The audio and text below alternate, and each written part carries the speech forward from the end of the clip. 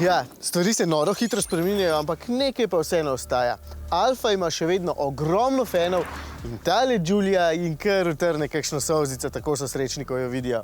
Ne vem, če sem sploh v svoji karieri že kdaj srečal bolj pripadne fanatike eni znamki, ampak to je zame samo dokaz, da je Alfa v svoji zgodovini že nekaj naredila prav.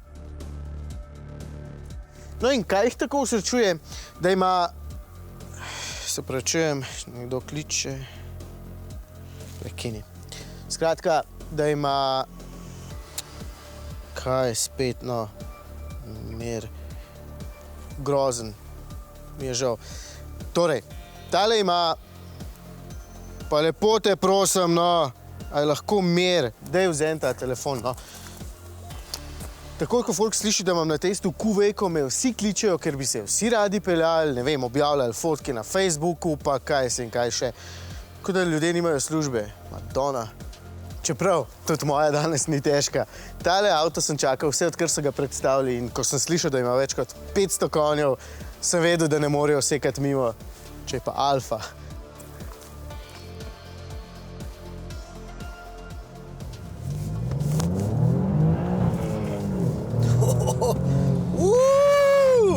Prav razmišljam, koliko testnih avtomobilov sem peljal v zadnjih letih in dejansko tako zelo užival. Poslušajte ta zvok. Evo, kaj zdajle. Škoda, da ne morete dejansko še čutiti, kako zelo igrivo je vse skupaj. Tale Giulia dejansko ni tako zelo majhen avtomobil, ampak je kot balerina med temi zavoji. Bravo, Alfa. Bravissimo. Naredili ste najboljšo športno limuzino. Ampak, vedno je nekaj. Moram kar umiriti vožnjo, da vam sploh lahko razložim.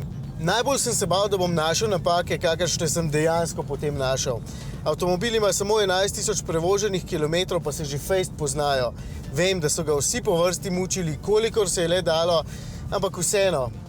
Tule pri stropu nekaj ropota, pa zadaj pri desnih vratih, potem tule v armaturni plošči slišim čričke, tale gumb pri stolu je včeraj padel noter, smo ga popravili, potem tale se maje, pač Italijani.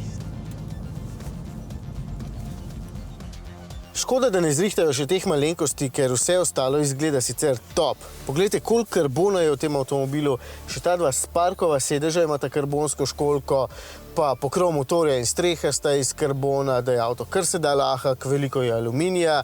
Ja, zato pa tehta samo 1524 kg. Se pravi, 3 kg na en konj.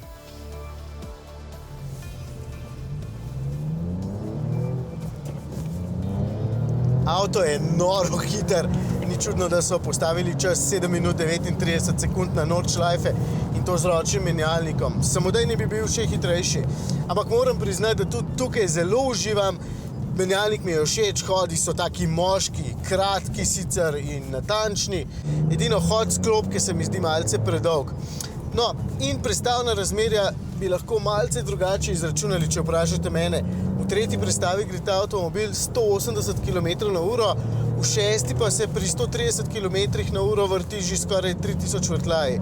Lahko bi bile prve 3 ali pa morda 4 prestave malce krajše, da bi potem še lažje izkoristil moč motorja. Ampak leti pa noro. Ja, motor. V6 s kotom med vali 90 stopinj, 2 turbini s kar 2,4 bara polnilnega tlaka. V bistvu so motor razvili iz Ferrarijevega V8 turbo iz Kalifornije. Zunaj se ga zelo lepo sliši, znotraj pa malce manj. No in moči je 375 kW, oziroma po domače se veliko lepše sliši, 510 konjev. Koga brigajo številke? Tole ima 3,9 sekunde do 100. Poraba 15, če ga malce zavrtite, ampak zato je narejena, ne?